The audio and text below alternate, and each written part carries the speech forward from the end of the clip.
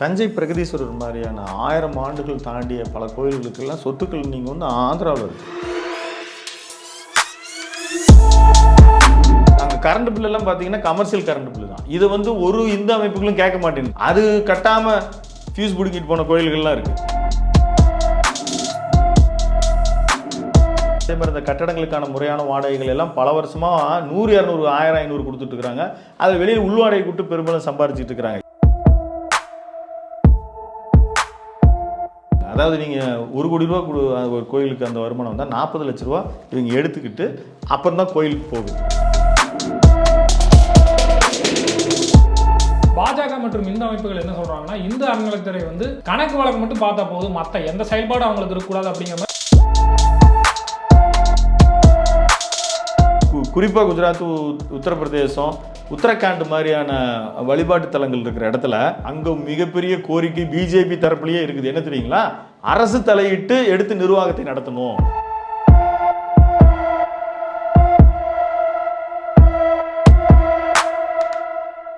அறம் தமிழ் நேயர்களுக்கு வணக்கம். பாஜக மற்றும் இந்து அமைப்புகள் இந்து அறநிலைத்துறை இருக்கக்கூடாது என்று தொடர்ந்து வலியுறுத்தி வருகின்றன. இந்து அறநிலைத்துறை எப்படியெல்லாம் இயங்குகின்றது, அதன் செயல்பாடு, அதிகாரங்கள் குறித்து விவரிக்க நம்முடைய இணைந்திருக்கிறார் அறம் தமிழ் எடிட்டர் திரு விஜயராமன் அவர்கள். சார் வணக்கம். வணக்கம். மக்களை மீட்போம், தமிழகத்தை காட்போம்னு பேரணியில் அதிமுக எடப்பாடி பழனிசாமி அவர்கள் என்ன சொல்றாருன்னா, அறநிலைத்துறை நிதியிலிருந்து கல்லூரி கட்டுவது தவறு அப்படின்னு சொன்னாரு. அதுக்கப்புறம் அது கண்ணு மூக்கு காது வச்செல்லாம் பேசுறாங்க, அவர் சொன்னது வேற மாதிரி மாறிடுச்சு அப்படின்னு சொல்லி அவரே அதை வாபஸ் வாங்கிக்கிறாரு. இந்து அறநிலைத்துறை வந்து செயல்பாடுகள் எப்படி இருக்குன்னு நீங்க நினைக்கிறீங்க? இந்து சமய அறநிலைத்துறையினுடைய செயல்பாடு அப்படின்றது ஒட்டுமொத்த விஷயங்களையும் நாம் வந்து பார்க்கலாம். நீங்கள் கேட்குற கேள்விக்கு நான் வந்து அதில் ஒரு ஸ்டடி பண்ணியிருக்கேன். நாம் அது குறித்து பேசலாம். அன்னச்சத்திரம் 1000 வைத்தல், ஆலயம் 16 நாட்டல், ஆங்காயினும் ஒரு புண்ணியம் கூடி ஒரு ஏழைக்கு எழுத்தறிவித்தல்னு பாரதியார் வந்து சொல்லியிருக்கார். அது மாதிரி பள்ளித்தலம் அனைத்தும் கோயில் செய்வோம் அப்படின்றதெல்லாம் அவருடைய வாசகம். இந்த ஒரு விஷயத்தை நான் சொல்வதனால ஏதோ இந்து சமய அறநிலைத்துறை செய்கிற நடவடிக்கைகள் அத்தனையும் நியாயப்படுத்துவதற்காக நான் கண்டிப்பாக முனையவே இல்லை. அதாவது திரு எடப்பாடி பழனிசாமி அவர்கள் சொல்ல வந்த விஷயம் என்னன்னா, நிறைய நீங்கள் வந்து உயர்கல்வித்துறையே நிதி இருந்து நான் 66 கல்லூரிகளெல்லாம் நான் வந்து அரசு கலைக்கல்லூரிகளெல்லாம் நான் வந்து திறந்து வைத்தேன். நீங்கள் அங்கே நிதியிலே இருக்கிற பொழுது இங்கே கோயில் இருக்கிற நிதியை எடுத்து நீங்கள் ஒரு கல்லூரியை திறக்க வேண்டிய அவசியம் என்ன அப்படின்னு அவருடைய அதுதான் கேட்டேன்னு அவர் விளக்கி சொன்னார்.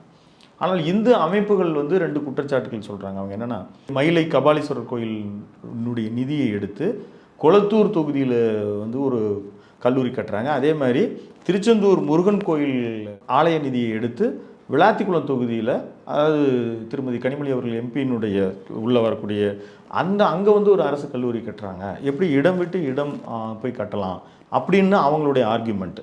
இப்போது முதல்ல இந்த விஷயத்துக்கு வருவோம். திரு எடப்பாடி பழனிசாமி அவர்கள் சொன்ன விஷயம் வந்து 2ஐயும் சேர்த்தே கூட நம்ம இணைத்து பதில் சொல்லணும். முதல்ல ஆலயங்கள், இப்போ நீங்கள் தமிழ்நாட்டில் பெரும் பணக்காரர்கள் அப்படின்னு நீங்கள் எடுத்திங்கன்னா தொழிலதிபர்கள்லாம் யாரும் கிடையாது. இங்கே இருக்கிற இறை தெய்வங்கள் தான். திருவண்ணாமலை இருக்கிற அருணாச்சலேஸ்வரர், சமயபுரம் மாரியம்மன், பழனி தண்டாயுதபாணி, தஞ்சை பிரகதீஸ்வரர் மாதிரியான 1000 ஆண்டுகள் தாண்டிய பல கோயில்களுக்கெல்லாம் சொத்துக்கள் நீங்கள் வந்து ஆந்திராவில் இருக்குது. இது மாதிரி அங்கே வரக்கூடிய நிலப்புலன்கள், அந்த கணக்கு வழக்குகள், இது எல்லாம் மீட்கப்பட்டதா, இது தனியாக நம்ம பேசுவதற்குரிய ஒரு விஷயமா இருக்குது. அதே மாதிரி அந்த கோயில் சொத்துக்கள் இருக்கிற கடைகள் இருக்கிற வாடகைகள் எல்லாம் சரியாக வருதா? இன்னும் சில நேரங்களில் வந்து பார்த்திங்கன்னா, நான் நிறைய திருச்சியில், தஞ்சாவூர் இந்த மாதிரி வருடந்தோறும் ஆலயங்களை வந்து வழிபாட்டுக்காக நான் போகும்போதெல்லாம் கடந்த காலங்கள்லையும் சரி, அதுவும் சமீபத்தில் ஒரு பெரிய நில குத்தகைதாரர்கள் எல்லாம் வாடகை தரலன்னு சொல்லி லட்சக்கணக்கில் வாடகை பெண்டிங் இருக்குன்னு சொல்லி அவங்களுடைய புகைப்படங்கள் எல்லாம் இட்டு கோயிலினுடைய வாசல்கள் இருந்தால் நான் பார்த்துருக்கேன். இன்றைக்கி வெகு சமீபமாக திருவண்ணைக்காவல் கோயிலினுடைய வாசலில் கூட நான் பார்த்தேன். அது மாதிரி கும்பகோணங்களில் பல கோயில்களில் பார்த்த நினைவு இருக்குது. ஆனால் இவர்கள் சொல்லுகிற ஒரு கோயில்களுடைய ஒரு அது மாதிரி லிமிட்டேஷன் சட்டங்கள்லாம் எதுவும் கிடையாது. இன்னொன்று, நீங்கள் இந்து சமய அறநிலைத்துறை அந்த சம்பந்தப்பட்ட கோயில்களுடைய கணக்கு வழக்குகளை பார்ப்பது மட்டும்தான் பார்க்கணும் அப்படின்னு அவங்க வந்து தொடர்ந்து சொல்லிட்டு இருக்கிறாங்க. அங்கே அறங்காவலர்கள் தான் அங்கே நியமித்து அந்த அறங்காவலர்கள் தான் இந்த கோயில் நிதியை எப்படி பயன்படுத்தணும்னு திட்டமிடுறாங்க. அது இல்லாத போது அங்கே வந்து அது செயல் அலுவலர் இருப்பாங்க. அந்த செயல் அலுவலரை தக்கர் அப்படின்ற அந்த பதவியிலிருந்து கையெழுத்திடுவாங்க. இப்போ கனிமொழி அவர்கள் வந்து ஒரு எம்பியாக இருக்காருன்னு வச்சுக்கோங்களேன். அந்த எம்பி அவர் வந்து இந்த இடத்துல எம்பி நிதியிலிருந்து ஒரு பணம் கொடுப்பார். அதே மாதிரி அங்கே எம்எல்ஏ நிதியிலிருந்து பணம் கொடுப்பாங்க. அப்போ அந்த கட்டடங்களை பயன்படுத்திக்குவாங்க. மிச்ச நிதியை வந்து அங்கே பல கோடி இருக்குது. இப்போ திருச்செந்தூர் முருகன் கோயில் வந்துன்னா பல கோடி ரூபாய் ஒரு நாளில் சேர்ந்ததில்லை, பல வருடங்கள் சேர்ந்த 100 கோடிகளுக்கு மேலே இருக்கும். 200 கோடி 300 கோடின்னு இருக்கும். அப்போ அதிலேருந்து ஒரு தொகையை எடுத்து வச்சு அதிலேருந்து வரக்கூடிய வருமானத்தை செலவு பண்ணி அவங்க கல்லூரி துவங்குவது எந்த தவறும் கிடையாது. ஆனால் இது வந்து அவங்க தவறாக பயன்படுத்தப்படுகிறது அப்படின்னு வந்து நிர்மிக்க 10 கல்லூரி ஆரம்பித்தாங்க. 4 ஏற்கனவே ஆரம்பித்ததுனால அதை அலோவ் பண்ணியிருக்கிறாங்க. ஆனால் அந்த இடத்தில் அவர்கள் வந்து கட்டுமானங்கள் குறித்த விஷயங்கள் எந்த ஒரு விஷயத்தையும் வந்து கட்டுமானம் செய்யும்போது அதை கான்ட்ராக்ட் போகும்போது அவங்க பிஸ்னஸாக பார்க்கும்போது அதில் பர்சன்டேஜ் ஊழல்ன்ற வரதை நாம் வந்து முறைகேடுகள் அதை வந்து நம்ம விவாத பொருள் இங்கே வந்து எடுத்து கட்டுவதில் அதில் எந்த பிரச்சனை. அதே மாதிரி சட்டசபையில் ஒரு தீர்மானம் இப்போது இந்து சமய அறநிலைத்துறையினுடைய சட்டங்கள் 1959 இருந்து அவங்கள வந்து அந்த சட்டங்கள் ரொம்ப உறுதியாக இருக்காங்க. அது இன்னும் சொல்ல போனால் 1920 பனகல் ராஜான்னு பிரீமியர் ஆங்கிலேயர் காலத்துல இருந்தே ஒரு சட்டங்கள் கொண்டு வந்திருக்காங்க. ஆமாம், அவங்க 1857 அவங்க விக்டோரியா மகாராணி இங்கே இருந்து எடுத்துக்கிட்ட போது இங்கே இருக்கிற மத நம்பிக்கைகள் சட்டங்களெல்லாம் நாங்கள் தலையிட மாட்டோம்னு அவங்க உறுதிமொழி கொடுத்தாங்க. பனகல் ராஜா 1920 இருந்து இது தொடர்ந்து வலியுறுத்தி 24ன்னு நினைக்கிறேன் அங்கே இர்வின் பிரபுன்னு சொல்லி அங்கே இருந்த கவர்னர்கிட்ட கொடுத்தது ஒப்புதல் வாங்கி அன்றிலிருந்து இந்து சமய அறநிலைத்துறைன்னு இயங்கிட்டு வருது. அவங்க கணக்கு வழக்குகளை பார்க்கிறார்கள். அந்த கணக்கு வழக்குகளை பார்ப்பதற்கு 4% அவர்கள் தொகை எடுத்துக்கிறாங்க. அது இன்னும் அந்த மாதிரியான கணக்கு வழக்குகள் பார்ப்பாங்க.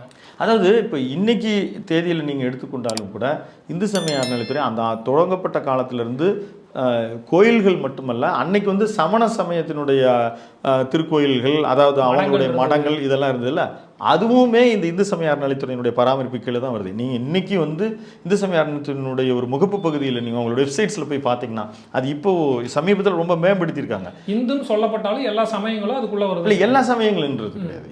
இந்து சமயத்தில் இருக்குது, புத்த சமய கோயில்கள் விகாரங்கள் அதெல்லாம் நம்மக்கிட்ட அதிகமாக இல்லை. சமண சமய கோயில்கள் வந்து இப்போ கழுகுமலை மாதிரியான இடம், கழுகுமலையில் கீழே முருகன் இருக்கிறாரு, மேலே சமண சமயனுடைய அவங்களுடைய சின்னங்கள் இதெல்லாம் இருக்குது. இந்த மாதிரி பல இடங்கள் இருக்குது. திண்டுக்கல் இருக்குது, சமண குடைவரை கோயில்கள் காஞ்சிபுரத்தில் இருக்குது. அது எல்லாமே இந்து அறநிலைத்துறைக்குள்ள தான் இந்து சமய அறநிலை. அது 22 கோயில்கள் அவங்க கணக்கு காட்டுறாங்க. முன்ன வந்து ஒரு 30,000 கோயில்கள் தோராயமாக கணக்கு சொல்லப்பட்டது. இன்றைக்கி வந்து 43,000 கோயில்கள் வந்து இந்து கோயில்கள். அதாவது அது விநாயகர் கோயிலாக இருக்கலாம், முருகன் கோயிலாக இருக்கலாம், பெருமாள் கோயிலாக இருக்கலாம், சிவன் கோயிலாக இருக்கலாம், மாரியம்மன் கோயிலாக இருக்கலாம். இப்போ இன்னும் சில பேர் கட்டி பராமரித்து தனியார் நிர்வகிச்சிட்டு இருப்பாங்க. அவங்க அரசுகிட்ட கொடுத்துருவாங்க. இப்போ கல்லூரி, நீங்கள் கேட்ட கேள்வி, கல்லூரியும் அப்படி தான். நீங்கள் பல துறைகள் சேர்ந்தது தான் வருவோம். இப்போ ஒரு நிலம் வாங்குறீங்க, வீடு கட்டுறீங்கன்னா அதில் வந்து பல துறைகள் கலந்துருக்கும். அதில் வந்து ரெவென்யூ டிபார்ட்மெண்ட் இருக்கும், அதே மாதிரி வீட்டு வசதி சம்மந்தப்பட்ட அந்த அப்ரூவலுக்கான துறைகள் இருக்கும். இது மாதிரி பல துறைகள் கலந்தது தான் பத்திரப்பதிவு துறை கலந்துருக்கும். அந்த மாதிரி இந்த உயர்கல்வித்துறை ஒரு காலேஜ் ஆரம்பிக்கிறாங்க அப்படின்னா அதற்கான நிதி அந்த வளத்திற்காக அந்த எம்எல்ஏ எம்பி அவர்கள் நிதி கொடுக்கலாம். இன்னும் சொல்லப்போனால் 110 அதாவது அவை எண் 110 கீழ் முதலமைச்சர் ஒன்று சொல்கிறாருன்னு வச்சுங்களேன், இந்த நிதி எடுத்து இப்படி பயன்படுத்தணும், அது விவாத பொருளே ஆக்க முடியாது. அது நீதிமன்றத்திற்கு கேஸுக்கெல்லாம் கொண்டு போக முடியாது. இது மாதிரி அவர்களுக்கு தனியான வலுவான சட்டங்கள்லாம் இருக்குது. இந்த அடிப்படையில் தான் அவர் எடப்பாடி பழனிசாமி அவர்களும் நிர்வகித்தார், இன்றைக்கி இருக்கிற ஸ்டாலின் அவர்களும் நிர்வகிக்கிறாங்க. இந்த விவாதிக்கப்பட வேண்டிய விஷயங்கள் அப்படின்றது நிறைய இருக்குது. அது எப்படின்னா, இப்போ 4% வந்து அவங்க வந்து அந்த கணக்கு பார்க்குறதுக்காக எடுத்துக்கிறாங்க. அதாவது அறநிலைத்துறை மாதிரி கொடுக்கப்படுது 4%. அதுக்கப்புறம் இன்னொன்று இருக்குது, நிர்வாக செலவுகள். இப்போ சம்பளம் கொடுக்குறது, வாகனங்கள், செலவுகள், இதுக்கெல்லாம் வந்து 12% எடுத்துக்கிறாங்க. 2 சேர்த்தா 16%. இந்த அன்னதானம் இதெல்லாம் இதுக்குள்ளதான் இது தனியாக பக்தர்கள் கொடுக்குற நிதியிலிருந்து செலவு செய்கிறாங்க. இன்னும் ஆலயங்களில் இருக்கக்கூடிய இப்போ இந்த குடமுழுக்கு கும்பாபிஷேகத்துக்கு எல்லாமே பக்தர்கள் வந்து கொடுத்துறாங்க. இப்போது HCL நிறுவனம் சிவநாடார் வந்து பல கோடிகள் கொடுக்கப்படுத்த திருச்செந்தூர் முருகன் கோயிலுக்கு வந்து நம்ம கேள்விப்படுறோம். அதே மாதிரி திருப்பரங்குன்றம் கோயிலுக்கும் பல தொழிலதிபர்கள், நன்கொடையாளர்கள் அவங்களெல்லாம் சேர்த்து கொடுக்குறாங்க. அப்படி தான் நிர்வகிக்கும். ஆனால் ஏற்கனவே பல கோடி ரூபாய்கள் வந்து அந்த நிதி வந்து அந்தந்த கோயில்களுக்கு இருக்குது. தமிழ்நாட்டில் எடுத்துக்கிட்டிங்கன்னா பழனி முருகன் கோயில் அவர் தான் வந்து மிகப்பெரிய அளவு வருமானம் ஈட்டக்கூடிய முதலிடத்தில் அவர் தான். 10 கோடிக்கு மேலே சொல்கிறாங்க. அதுக்கப்புறம் சமயபுரம் மாரியம்மன், அதுக்கப்புறம் தான் மற்ற கோயில்கள்லாம் வரும்.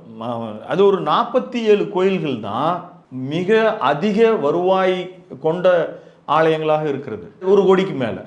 மற்ற கோயில்கள் எல்லாம் ஒரு 10,000 கோயில்கள், அந்த கோயில்கள் வரக்கூடிய வருமானத்தை எடுத்து அங்கே அதுக்குண்டான கரண்ட் பில் கட்டுறது, அங்கே விளக்கிடுவது, 3 கால பூஜை, 1 கால பூஜைகள், அதுக்காக தான் சரியாக இருக்கும். இதுக்கப்புறம் வந்து இப்போ இந்த ஒரு 40-50 கோயில்களுக்குள்ளே அதிக வருவாய் ஈட்டுறாங்க இல்லையா, இந்த கோயில்கள் இருந்தும் அந்த 10,000 உட்பட்டவருக்கு கோயில்களுக்கு ஒரு வருமானம் வருது பார்த்தீங்களா, இதிலிருந்து எடுத்து தான் மற்ற கோயில்களுக்கெல்லாம் அவர்கள் வந்து ஒரு ஆலய பணி, சின்ன சின்ன உலோரா பணிகள் இதுக்கெல்லாம் செலவு செய்யப்படுகிறது. இந்த மாதிரி தான் அங்கே நடக்குது. அங்கே கரண்ட் பில்லெல்லாம் பார்த்தீங்கன்னா கமர்ஷியல் கரண்ட் பில்லு தான். இது வந்து ஒரு இந்து அமைப்புகளும் கேட்க மாட்டேங்குது. இது விதிவிலக்கு இல்லை. ஆமாம், ஒரு கோயிலில் விளக்கிடுவது வந்து ரொம்ப பெரிய புண்ணியமாக சொல்லுவாங்க, பரிகாரமாக கூட நிறைய சொல்லுவாங்க. அப்படி இருக்கும்போது அந்த கோயில் அங்கே இருக்கிற ஒரு லைட்டெல்லாம் எரியுது இல்லைங்களா, அந்த டியூப் லைட்ஸ் ஆகட்டும், இது ஒரு மாலை வேளையில் எரியுது பார்த்தீங்களா, அதற்கு வந்து ஒரு கரண்ட்டு வந்து கன்செஷனே கிடையாது. நீங்கள் கமர்ஷியல் கரண்ட் என்னவோ அதுதான். அது கட்டாமல் ஃபியூஸ் பிடிக்கிட்டு போன கோயில்கள்லாம் இருக்குது, அந்த வசதி இல்லாத இருக்குது.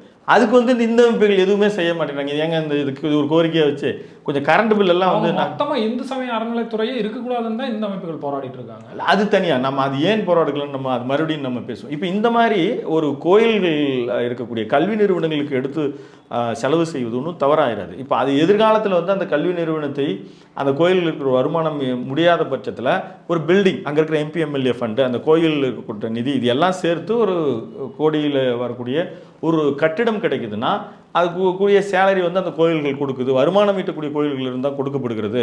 இப்போ சொல்கிறாங்க இப்போ திருச்செங்கோடு அர்த்தநாரீஸ்வரர் கோயில் ஒரு கல்லூரி கட்டியிருக்கிறாங்க, அதுக்கு அந்த MLA நிதி வந்து அவர் கொடுத்துருக்குறாரு.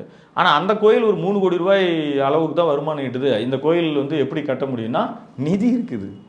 பல வருடங்களாக, பல தசாப்தங்களாக சேர்க்கப்பட்ட நிதி இருக்குது, வட்டி வருவாயினங்கள் இருக்குது. இன்றைக்கி தங்கத்தை உருக்கி வச்சுருக்கிறாங்க, அதுவும் சர்ச்சைக்குரியதாக இருக்குது. அது தனிப்பட்ட முறையில் பேசு. ஆனால் எந்த வகையிலையும் தவறில்லை ஒரு கல்வி நிறுவனத்தை நடத்துவது. ஏன்னா நம்ம தொடக்க காலம் தொட்டு பச்சையப்பன் கல்லூரி ஆகட்டும், இங்கே இருக்கிற கலவல கண்ணன் செட்டியார் ஆகட்டும், இவங்கெல்லாம் வந்து அழகப்பா செட்டியார் ஆகட்டும், அண்ணாமலை ஆகட்டும், அவங்கெல்லாம் வந்து ஒரு கல்விக்காக பெரிய முதல்ல இடம் கொடுப்பாங்க, அப்புறம் கட்டிடங்கள் கட்டி கொடுப்பாங்க. அது வந்து எய்டட் அப்படின்ற லிமிடேஷன் கீழே பல மாவட்டங்கள் அந்த மாதிரி வர்றது உண்டு. TR ரமேஷ் என்பவர் வந்து சவுக்கு சங்கருக்கு ஒரு பேட்டி கொடுக்குறாரு. அதில் வந்து இந்து சமய அறநிலைத்துறையிலேருந்து வசூல் பண்ணுற அமௌண்ட் வந்து ஒரு இடத்துலேருந்து இன்னொரு இடத்துல கல்லூரி கட்டுறாங்க, கும்பாபிஷேகம் நடத்துறதெல்லாம் தவறுன்னு சொல்கிறாங்க. ஆனால் வந்து சேகர் பாபு என்ன சொல்கிறாருன்னா வந்து இது வந்து திராவிட ஆட்சியோட சாதனை அப்படிங்கிற மாதிரி சொல்கிறாரு. இதோட சட்டத்திட்டங்கள் எப்படி இருக்குது? இல்லை, அவர் வந்து அங்கே பெரும்பாலான தொகைகள் வந்து இந்து சமய அறநிலைத்துறை எடுத்துக்கொள்ளுது அப்படின்னு அவர் சொல்கிறாரு. அது கிட்டத்தட்ட உண்மைதான். இந்த இடம் மாற்றி கட்டுவது அப்படின்றது வந்து ஒரு பெரிய குற்றம் இல்லை. ஏன்னா அவரே கூட அந்த பேட்டியை நானும் பார்த்தேன். அருணாச்சலேஸ்வரருக்கான சொத்துக்கள் வந்து சென்னையில் இருக்குது. இது மாதிரி ஒரு கொயிலுக்கான சொத்துக்கள் வெவ்வேறு இடங்கள்ல இருக்குது. அதையெல்லாம் தவறாக பயன்படுத்தப்படுகிறது. அதே மாதிரி இந்த கட்டடங்களுக்கான முறையான வாடகைகள் எல்லாம் பல வருஷமாக 100, 200, 1000, 500 கொடுத்துட்டு இருக்கிறாங்க. அதை வெளியில் உள்வாடகை கொடுத்து பெரும்பாலும் சம்பாரிச்சிட்டு இருக்கிறாங்க. இதையெல்லாம் தட்டி கேட்கப்பட வேண்டும். ஆனால் அங்கே நிதி வந்து அதிகப்படியாக இப்போ HRNC என்ன எப்படி இயங்குது அப்படின்னா, அவர்கள் செய்கிற தணிக்கைகள் இருக்கு இல்லையா, அந்த கோயில்களுடைய கணக்கு வருமானம், நீங்கள் 1 லட்ச ரூபா நிதி கொடுக்குறீங்கன்னா 4% அவங்க எடுத்துக்கிறாங்க கணக்கு பார்க்குறதுக்கு. 12% அட்மினிஸ்ட்ரேட்டிவ் எடுத்துக்கிறாங்க. கமிஷனரோடு இயங்குது பார்த்தீங்களா கோயில்கள், பெரிய கோயில்கள், அந்த கோயில்கள் எல்லாம் ஒரு 20% எடுத்துக்கிறாங்க. அதுக்கான செலவு அதிகமாக வரும்போது, அதாவது அந்த 1 கோடி அந்த ரேஞ்சுக்கு வரும்போது அங்கே இணை ஆணையர்ன்ற மாதிரி இருப்பாங்க இல்லையா, அந்த அவங்க வந்து 20% எடுத்துக்கிறாங்க. இப்போது ஒரு சமீபத்தில் திரு குமரகுருபர்னு நினைக்கிறேன், அவர் வந்து IAS அதிகாரியாக வந்த பிறகு அங்கே சிஸ்டமேட்டிக் பண்ணுறதுக்காக, கம்ப்யூட்டரைஸ் பண்ணி வெப்சைட் எல்லாம் பண்ணுறதுக்காக, அது மீட்கப்பட்ட நிலங்கள், இதுக்கு வந்து ஒரு 5%, 4% கோயில்கள் அடிப்படையில், அது தொகை அடிப்படையில் எடுக்கிறாங்க. ஆக மொத்தம் 40% எடுத்துக்கிறாங்க. அதாவது நீங்கள் 1 கோடி ரூபா ஒரு கோயிலுக்கு அந்த வருமானம் வந்தால் 40 லட்ச ரூபா இவங்க எடுத்துக்கிட்டு அப்புறம் தான் கோயிலுக்கு போகுது. ஆனால் இப்போ டொனேட் பண்ணுற உங்களுக்கு நீங்கள் 1 கோடி ரூபா கொடுக்குறீங்கன்னா 81G பிரகாரம் உங்களுக்கு வந்து கிடைச்சிடும். உங்களுக்கு அந்த பெனிஃபிட்ஸ் கிடைச்சிரும் கோயிலுக்கு நீங்கள் முறையாக கொடுக்குற போது. ஆனால் அந்த நிதி இப்படி பங்கிட்டு செலவு செய்கிறது அப்படின்றது இது வந்து ஒரு அரசாணை கொடுக்கப்பட்டு இது வந்து சட்டசபையில் தீர்மானம் நிறைவேற்றப்பட்டு சில நேரங்களில் முதலமைச்சரினுடைய 110 விதியின் கீழ் வெளியிடப்பட்டு செய்யப்படுறதுனால இது எப்படி கேள்வி கேட்க முடியல. ஆனால் வழக்கு தொடுத்துருக்குறாங்க நிறைய பேர், ஒரு 50-60 வழக்கு தொடுக்குறாங்க. அதை நீதிமன்றத்துக்கு போகும். நீதிமன்றத்துக்கு போகும்போது இது எப்படி நாங்கள் அங்கே வந்து அவங்க நிரூபிப்பாங்க. அறங்காவலர்களின் வழியாக நாங்கள் கணக்கு தான் பார்க்குறோம், அறங்காவலர் வழியாக நாங்கள் செயல்படுறோம். அப்போது அவர்கள் தீர்மானம் நிறைவேற்றுறாங்க, அது அவங்களுக்கு முழு உரிமை இருக்குது. நாங்கள் எந்த விதையிலையும் தலையிடலை. சில விஷயங்கள் ஸ்பெசிஃபிக்காக எதாவது செய்யும்போது அமைச்சரவை தீர்மானம் வந்து உயர்வானது, சில விஷயங்களில் முதலமைச்சரினுடைய 110 விதி வந்து உயர்வானது, அதன் கீழே நாங்கள் செயல்பட்டுன்ற போது அது வழக்கு ரொம்ப சாதாரணமாக நீர்த்து போயிடும். அவர்கள் கவனம் செலுத்த வேண்டியது ஒரு வழிபாட்டு குழு அப்படின்னு வைத்து திரு டி.ஆர். ரமேஷ் அவர்கள் வந்து பல வழக்குகள் தொட்டிருக்காரு. நானும் நீதிமன்ற வழக்கு விஷயங்களை எல்லாம் ஃபாலோ பண்ணும்போது நிறைய வழக்குகள். ஆனால் அவர் கவனம் செலுத்த வேண்டிய இடம் வந்து இந்த வரி, அதாவது வாடகை கட்டிடங்கள் நிலங்கள் இது தொடர்பு விஷயங்கள்ல வந்து முறைகேடு நடக்கிறது. நிச்சயமா எல்லா கட்சியும் இது வரைக்கும் ஆளும் கட்சியில் இருக்கக்கூடியவர்களுடைய ஒரு மிகப்பெரிய செல்வாக்கும் மிகப்பெரிய அநீதியும் அங்கே நடக்குது. அதைத்தான் அவர்கள் கவனம் செலுத்தணும். பாஜக மற்றும் இந்து அமைப்புகள் என்ன சொல்றாங்கன்னா, இந்து அறநிலையத்துறை வந்து கணக்கு வழக்கு மட்டும் பார்த்தா போதும், மற்ற எந்த செயல்பாடு அவங்களுக்கு இருக்கக்கூடாது அப்படிங்கிற மாதிரி கடுமையாக விமர்சனம் பண்றாங்க. இல்லை, அவர்கள் கடுமை காட்டுவதற்கான காரணங்கள் எப்படி, இந்த அறங்காவலர்கள் மட்டுமே அந்த கோயில்களை வந்து செயல்படுத்தணும் அப்படின்னு அவங்க நினைக்கிறாங்க. எப்படின்னாலும் இப்போது சமண கோயில்கள்லாம் பார்த்திங்கன்னா அதே மாதிரி நம்ம மடங்கள் இருக்குது. மடங்கள்லாம் துவக்கி வைத்தது இப்போ ஞானசம்பந்தர் தூக்கி வச்ச மதுரை ஆதீனத்திலிருந்து பல மடங்கள் 45 மடங்கள் இருக்குது. அந்த மடங்களை நிர்வகிக்கிறதும் செலவு செய்வதும் எல்லாமே அந்த மடம் சார்ந்த பரம்பரையாக அவர்கள் தெரிவு செய்கிற முறைன்னு இருக்குது. அதாவது அதில் வந்து விவசாய குடிகள், வேளாளர் குடின்னு சொல்லுவாங்க. அந்த வேளாளர் குடியில் ஒரு 32 சமுதாயத்தை சேர்ந்தவர்கள் மட்டும்தான் அதுக்குள்ளே அதை தலைமைப்படுத்தி. ஆமாம், நித்யானந்தர் இப்போ மதுரை ஆதீனத்தின் மீது போய் அமர்ந்து அவர் ஆட்சி செய்யும்போது அவர் வந்து முதலியார் சமுதாயத்தை சேர்ந்தவர், அவர் வேளாளர் குடியில் பிறக்கலை அப்படின்னு சொல்லி நெல்லைக்கண்ணன் அவர்கள் வந்து மீட்பு ஒரு பெரிய பேரணியாக நடத்தி பண்ணார். அதில் வந்து விவசாய குடும்பம் கூடிய அதில் குறிப்பாக சைவ வேளாளர்கள், தேசிகர்கள், இந்த மாதிரி கார்காத்த வேளாளர்கள், இந்த மாதிரி அவர்கள் மட்டும்தான் அந்த தலைமைப்படுத்திக்கணும். இப்போ நான் அதை எதுக்கு சொல்கிறேன்னா, அந்த மடத்தில் இருக்கிறது கூட இந்து சமய அறநிலையத்துறை வந்து கணக்கு மட்டும் பார்க்குது, நிர்வாக முடிவுகள் எதையும் எடுக்கிறது இல்லை. அந்த கணக்கு பார்க்குறதுக்கு அவங்க ஒரு 4% அதுக்கான ஒரு ஊதியம் மாதிரி, அதுக்கான ஒரு சார்ஜஸ் மாதிரி அவங்க பெற்றுக்கொள்கிறார்கள். அந்த மடத்தோடு இணைந்த கோயில்கள் இது எல்லாத்தையும் நிர்வகிக்கிறது, எல்லா செலவினங்களையும் வந்து HRNC தான் பார்க்குது, மடம் நிர்வகிக்கிறது. அங்கே வந்து பல வழக்குகள் இருக்குது. ஏதாவது சில நேரங்களில் தவறுதலாக யாரோ ஒருத்தர் டொனேட் பண்ணுவாங்க, அது மடத்துக்கும் வந்து சேராது, ஆனால் அதை வந்து எடுத்து விற்பனை செய்திருப்பாங்க சரியானவனே. இது ஒவ்வொரு மடத்தின் மீதும் மடாதிபதிகளின் மீது கூட நிலம் தொடர்புடைய வழக்குகள்லாம் இருக்குது. அப்போது அவர்கள் வந்து அதனால தான் பாருங்கள், ஒரு மினிஸ்டர் மடாதிபதினா யாரையும் போய் இறங்கி பார்க்கக்கூடாது.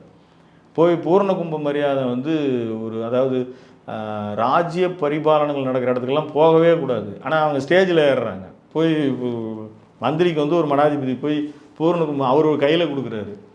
இது மாதிரி அவங்க என்ன பண்ணுறதுன்னு அவங்களுக்கு தெரியல. அவங்களுக்கு ஒரு தயவு தேவையா, அல்லது நமக்கு தொந்தரவு பண்ணக்கூடாதா, அல்லது அவர்களுக்கு ஒரு உதவி நோக்கத்துக்காக செய்கிறாங்க. ஆனால் இங்கே நீங்கள் வந்து இந்த மாதிரி கேட்குறாங்க இல்லையா, இந்து அமைப்புகள் குறிப்பாக பிஜேபியினர்கள் வந்து தமிழ்நாட்டில் அறநிலைத்துறை வந்து கணக்கு வழக்கு பார்க்குறதோடு நிறுத்திக்கணும், முழுமையாக வெளியே போய் அறங்காவலர்கள் கொடுத்துடணும் அப்படின்னு சொல்கிறாங்க இல்லையா.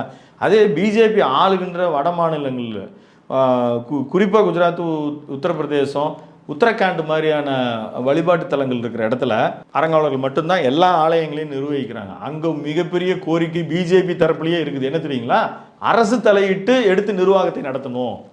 இங்கே அதுமாதிரி இந்த மாதிரி ஒரு அரசாங்கத்தில் இருக்கிறீங்களா HRNC மாதிரி அந்த மாநில அரசுகள் ஏற்று நடத்தணும்னா அங்கே கோரிக்கை அப்படி இருக்குது. ஏன்னா வகை தொகை இல்லாமல் போகுது, வயது இல்லாமல் போகுது. மயிலை கபாலீஸ்வரர் கோயில்ன்றது மயில் ஆடுகின்ற மாதிரியான வந்ததாக நம்பிக்கை இருக்கோ நம்பிக்கை இல்லையோ, ஆனால் அங்கே வந்து அதற்கான அவர் பூம்பாவை ஒரு சாம்பல்லேருந்து பூம்பாவை பாடி ஒரு பெண்ணை உயிர்தெழ வைப்பார். அந்த மாதிரியான ஒரு சக்தி வாய்ந்த தலமாக நம்பப்படுகிறது. அந்த இடத்துல பல சின்னங்கள் இதெல்லாம் காணாமல் போயிருக்கு. இப்போது அரசும் நிர்வகிக்குது, அறங்காவலர்களும் நிர்வகிக்கிறாங்க. ஆனால் காணாமல் போகிறது மீட்டு கொண்டு வருவதும் இன்னொரு அறங்காவலர் உறுப்பினராகவும் அதே அரசு, காவல்துறை, இவங்க தான் அதை மீட்டு கொண்டு வருவாங்க. அதனால் எல்லா இடங்கள்லையும் சொத்துக்கள் பொருட்கள் இருக்கிற எல்லா இடங்கள்லையும் அத்துமீறல்கள் இருந்தது இருக்கத்தான் செய்யும். அப்படி இருக்க செய்யதையும் நம்ம வந்து இந்த அரசு நிர்வாக எந்திரங்கள் அதை வந்து சரி பண்ண தான் வேணும்.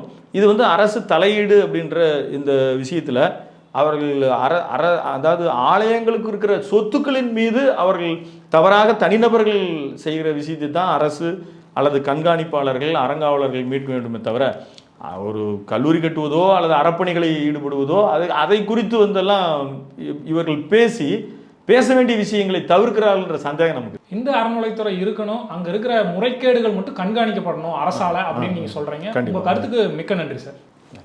இணைந்திருங்கள் அறம் தமிழுடன். நன்றி, வணக்கம்.